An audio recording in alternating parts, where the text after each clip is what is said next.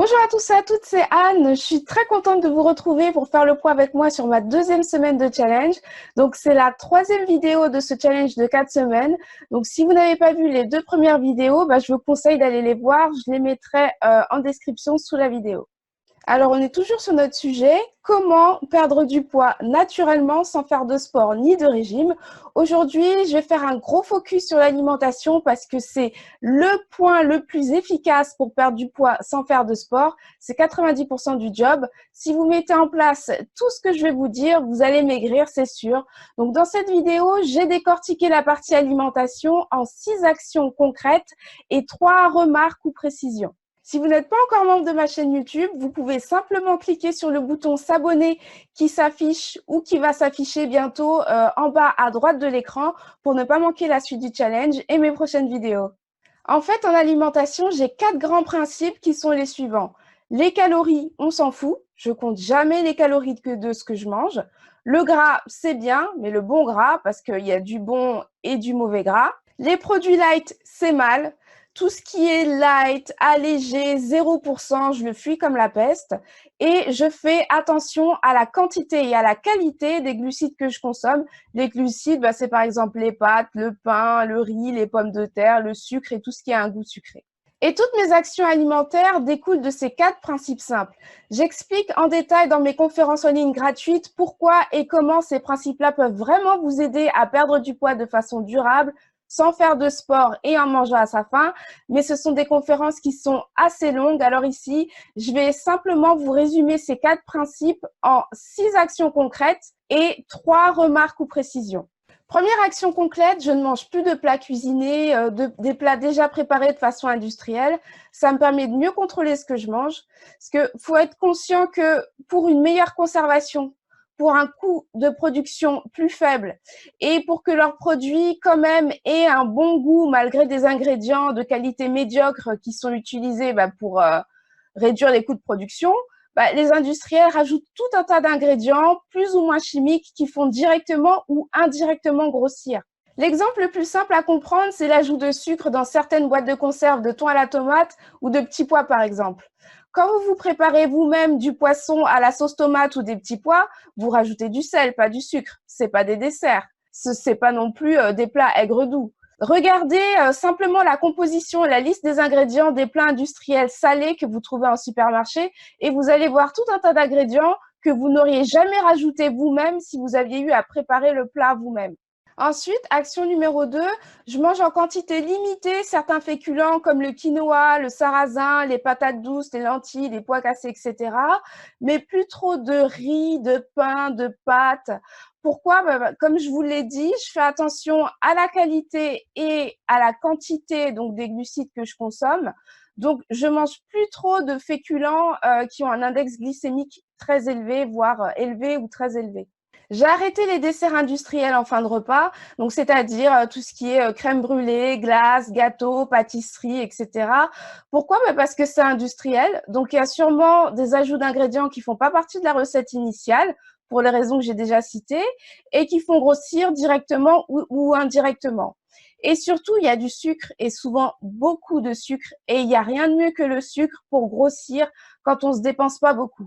Pareil, j'explique pourquoi et comment le sucre fait grossir, contrairement au bon gras dans mes conférences en ligne gratuites.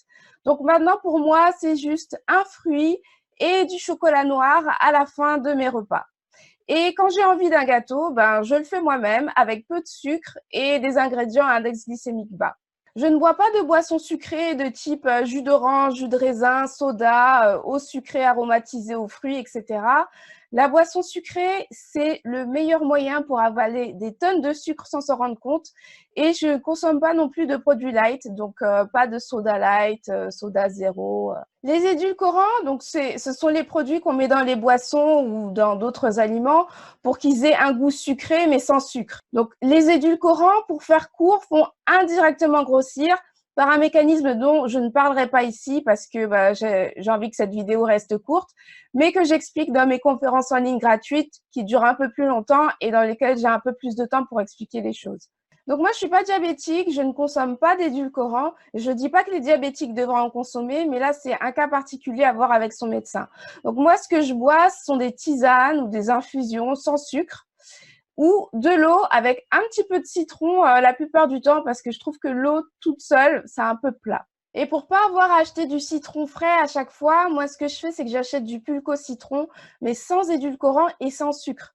Ou alors, il y a du sucre, mais très peu. Faites attention parce qu'il y a beaucoup de variétés. Moi, la bouteille que j'achète, elle est vraiment avec très peu de sucre. Si vous goûtez le sirop pur, ce sera très acide, vous sentirez même pas le goût du sucre. Alors que pour un sirop normal, quand vous goûtez pur, évidemment, vous sentez beaucoup de sucre, quoi. Ensuite, j'ai pas 150 ans à passer dans ma cuisine, alors j'utilise beaucoup de conserves ou de surgelés de légumes. Parce que les légumes frais pourrissent vite, faut les manger rapidement, faut en acheter régulièrement. J'en achète, mais j'ai aussi des conserves et des surgelés. Par contre, je ne prends que des conserves ou des surgelés de légumes non préparés. C'est-à-dire qu'il n'y a pas de sauce, pas de crème, de sucre, de E212, 330 ou je ne sais quoi. C'est juste les légumes, de l'eau, du sel, parfois un peu d'acide citrique pour les conserves, allez, ça passe, ou de l'huile d'olive ou de tournesol pour les surgeler, allez, ça passe aussi. Mais je n'accepte aucun autre ajout. Et là, préparer une poêlée de légumes simplement en combinant plusieurs sachets de légumes déjà lavés, épluchés et coupés, ça prend maximum 10 minutes et vous savez ce que vous mangez. Enfin, dernière action, quand je sors avec des amis ou pour des repas en famille, par exemple, je me prends pas la tête. Je mange ce qui est disponible. S'il y a du gâteau ou autre, j'en mange, c'est pas grave. Si c'est sucré, c'est pas grave si les index glycémiques sont élevés. J'essaie juste de ne pas faire trop d'excès, de pas continuer à manger encore et encore et encore alors que j'ai plus faim. Mais je me prends pas la tête parce que je sors pas tous les soirs non plus. Et en général, je le sais à l'avance que je vais sortir, donc je peux un peu me préparer la veille. Mais ça, comment gérer la vie sociale quand on veut perdre du poids, j'en parlerai plus dans la prochaine vidéo. C'est vrai que c'est pas évident d'avoir une vie sociale chargée et de gérer son poids, mais on va pas rester cloîtré chez soi parce qu'on essaye de perdre du poids, ça n'a pas de sens. Voilà, j'avais vraiment beaucoup de choses à vous dire sur ce sujet parce que l'alimentation, c'est la vie et c'est mon domaine aussi. Mais j'ai essayé de faire court et concret pour que vous ayez un maximum de valeur en un minimum de temps. Maintenant, je pense que c'est toujours mieux de savoir pourquoi et comment les choses fonctionnent parce que quand vous avez bien compris le fonctionnement des choses, vous êtes autonome. Donc, pour aller plus loin et pour mettre toutes les chances de votre côté, pour maigrir durablement et sainement, sans compter les calories, sans aller à la salle de sport et en mangeant à sa faim, je fais régulièrement des conférences en ligne où j'explique en détail pourquoi et comment le sucre et certains glucides font grossir, contrairement au bon gras. Les édulcorants font indirectement grossir également.